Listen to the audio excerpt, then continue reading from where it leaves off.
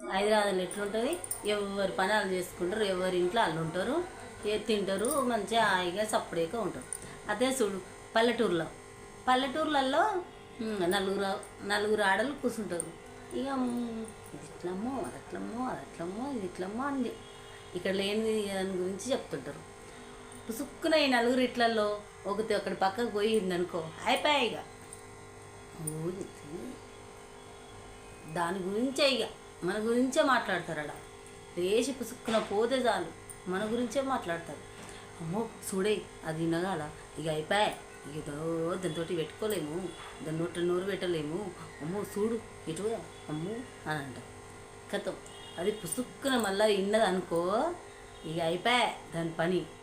కుక్క మీద పెట్టి, నక్క మీద పెట్టి, పంది మీద పెట్టి, ఆకిలి మీద పెట్టి, ఈకిలి మీద పెట్టి, ఇక దాని చిత్తు దాని మాటలు మాట తెలిసిపోతుంది.